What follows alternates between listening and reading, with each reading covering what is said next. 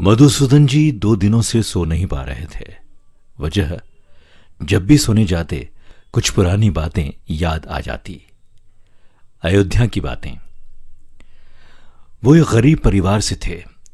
20 साल पहले घर वालों ने अयोध्या भेज दिया था पढ़ने के लिए। साकेत महाविद्यालय में उन्हें प्रवेश मिल गया। वहीं एक आश्रम में रहने और खाने की व्यवस्था हो गई।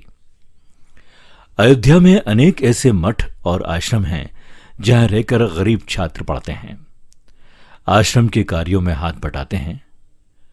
मधुसूदन बड़े परिश्रमी और मिलनसार थे। जल्दी ही सबसे घुल मिल गए। आश्रम के प्रमुख एक स्वामी जी थे। संस्कृत के बड़े विद्वान, शिक्षा के अनुरागी, प्रेरक व्यक्तित्व, ओजस्वी वाणी, उम्र 55 साल, लेकिन चुस्ती और उत्साह में युवाओं जैसे। विद्यार्थियों की शिक्षा उन्हें सबसे प्रिय थी। मधुसूदन जल्दी ही स्वामी जी के प्रिय छात्र हो गए। दिन में खूब जमकर कॉलेज की पढ़ाई करते, शाम को स्वामी जी के साथ सरयू स्नान, फिर हनुमानगढ़ी जाकर हनुमान जी का दर्शन करते, फिर पास में ही स्थित कनक भवन से प्रसाद लेकर वापस आश्रम आते। इस दौरान ज्ञान विज्ञान की बातें चलती रहती। हालांकि मधुसूदन की धर्म में कोई खास रुचि नहीं थी, लेकिन स्वामी जी का व्यक्तित्व और ज्ञान की बातों से वो प्रभावित थे। स्वामी जी एक बात बराबर कहते, जे ही के जय ही पर सत्य सनेहू, सो ते ही मिले ही न कुछ संदेहू। मतलब, ये रामचरितमानस की चौपाई है। इसके अनुसार अगर कोई सच्चे मन से किसी चीज को चाहे तो वो उसे मिल जाती है। मधुसूदन ने पूछा, वो किससे? स्वामी जी, आकर्षण के सिद्धांत से। मधुसूदन, मैं समझा नहीं। देखो, जब भी तुम सच्चे दिल से कुछ चाहते हो तो क्या होता है? तुम उसके विचारों में डूब जाते हो। रात दिन सुबह शाम बस यही सोचते हो। विचारों के अनुसार ही तुम्हारे कर्म होने लगते हैं। जैसे ही विचार और कर्म एक रूप हो जाते हैं, व्यक्ति उस वस्तु या परिस्थिति के योग्य बन जाता है। योग्यता आ जाने के बाद वो चीज उसे मिलकर ही रहती है।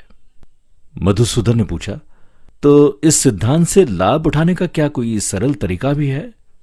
स्वामी जी ने कहा, हां, ईश्वर के प्रति नियमित और सच्चे दिल से प्रार्थना करके हम आकर्षण के इस सिद्धांत को अपने जीवन में क्रियाशील कर सकते हैं। यह सुनकर मधुसूदन पूछता है, प्रार्थना करने से क्या होगा? स्वामी जी जवाब देते हुए कहते हैं, मन की बिखरी शक्ति एक लक्ष्य पर केंद्रित होगी, मानसिक ऊर्जा बढ़ेगी, बढ़ी हुई मानसिक शक्ति से कर्मों में दृढ़ता आएगी और ये दृढ़ता लक्ष्य की ओर ले जाएगी। मधुसूदन फिर पूछता है, क्या सोचने से ही सब हो जाएगा? स्वामी जी, नहीं, जब तक लक्ष्य प्राप्ति के लिए ईश्वर से सच्ची प्रार्थना नहीं होती तब तक नहीं। ये ताला जानबूझकर प्रकृति के द्वारा लगाया गया है, जिससे मानसिक शक्ति के द्वारा लोग अपनी गलत इच्छाओं को न पूरा कर सके। इस तरह के तर्क वितर्क चलते ही रहते थे। मधुसूदन को यह सिद्धांत कोरी कल्पना लगता था। वहीं स्वामी जी का प्रबल विश्वास था कि अपनी इच्छाओं की पूर्ति के लिए हमें ईश्वर से प्रार्थना करनी चाहिए।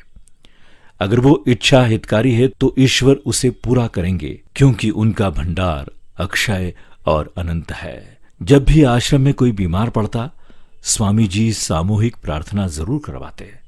समय गुजरता गया। मधुसूदन जी की शिक्षा पूरी हो गई। एक अच्छे सरकारी पद पर लखनऊ में नियुक्ति हो गई। वो नई परिस्थितियों में रम गए। 20-22 साल पंख लगाकर उड़ गए। आश्रम से नाता पूरी तरह टूट चुका था, लेकिन 2 दिनों से एक अनूठी बात हो रही थी। जब भी बिस्तर पर लेटते, स्वामी जी की याद आती और फिर बेचैनी महसूस करते। उन्होंने आश्रम के एक ट्रस्टी का नंबर लिया, बात की। पता चला कि स्वामी जी को कानों से बहुत कम सुनाई देता है। मधुसूदन के मन में इच्छा जागी, स्वामी जी को कान की मशीन यानी हीरिंग एड देनी चाहिए। उन्होंने अपने पड़ोस में ही रहने वाले एक विशेषज्ञ चिकित्सक से बात की। उनके बताए पते पर एक ऑडियोलॉजिस्ट से जाकर मिले, कान की मशीन खरीद ली, उसे चलाने और फिट करने का तरीका समझ लिया। रात को घर लौटकर उन्होंने एक फैसला किया, कल अयोध्या जाऊंगा। अगले दिन खूब सवेरे उठे। सुबह 8 बजे वे आश्रम पहुंच चुके थे। उस समय विद्यार्थी सुबह का जलपान कर रहे थे। एक छात्र से बातचीत शुरू हुई। बूढ़े स्वामी जी कैसे हैं? छात्र कहता है, ठीक है, लेकिन कानों से सुनाई नहीं देता है। मधुसूदन, इलाज हुआ कि नहीं? छात्र, डॉक्टर देखने आया था, कान की मशीन बोला है। मधुसूदन पूछते हैं, मशीन तो लग गई होगी अब? छात्र, कैसे लगेगी? अयोध्या या फैजाबाद में वैसे कान की इलेक्ट्रॉनिक मशीन मिल नहीं रही है, लखनऊ में ही मिलती है। यह सुनकर मधुसूदन ने पूछा, लखनऊ से मंगाया नहीं? छात्र कहता है उत्तर में, स्वामी जी कहते हैं आश्रम का धन विद्यार्थियों के लिए है, अगर वास्तव में उन्हें इस मशीन की जरूरत होगी तो ईश्वर इसे खुद लखनऊ से भेज देंगे। मधुसूदन पूछते हैं, अच्छा? छात्र ने कहा, हाँ, हम आश्रमवासी पिछले 3 दिनों से हर शाम को सामूहिक प्रार्थना कर रहे हैं कि ईश्वर स्वामी जी की समस्या का निदान करें। मधुसूदन जी के पूरे शरीर में जैसे कंपन हो रहा था। वो उस विद्यार्थी के साथ स्वामी जी के कमरे में गए। वे बहुत वृद्ध हो चुके थे, स्मृति भी कम हो चुकी थी। मुश्किल से मधुसूदन को पहचान पाए। बगल की मेज पर ही डॉक्टर का पर्चा पड़ा था। उस पर ठीक उसी पावर और ब्रांड की हियरिंग एड का नाम लिखा था जो वो लखनऊ से लेकर आए थे। मधुसूदन जी अपने आंसू नहीं रोक सके। तो क्या वो ईश्वर से की गई प्रार्थना के उत्तर में अयोध्या आए थे? प्रार्थना की शक्ति कितनी असीम होती है, उन्हें आज इसका एहसास हो रहा था। उनके मन में अप्रत्याशित तौर से हियरिंग एड देने की इच्छा जागी। उन्हें एक विशिष्ट ब्रांड और पावर का महंगा हियरिंग एड ही पसंद आया। वे अयोध्या आए। ये सब कुछ उस प्रार्थना की शक्ति से हुआ जो हर मनुष्य के हृदय में विद्यमान है। आज उन्हें इसका प्रत्यक्ष प्रमाण मिल गया था।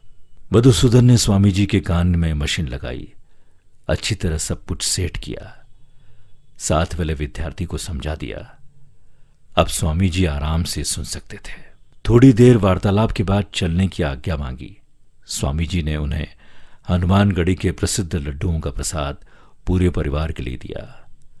स्वामी जी को प्रणाम करके जब वे आश्रम से चले तो उनका हृदय अब पूरी तरह से शांत था। यह है प्रार्थना और आकर्षण का सिद्धांत। ये कहानी आपको कैसे लगी? अच्छी लगी है तो इसे शेयर जरूर कीजिएगा और हाँ, चैनल को सब्सक्राइब करें और इसी तरह से आप कहानी सुनते रहिए मेरे साथ। नमस्कार।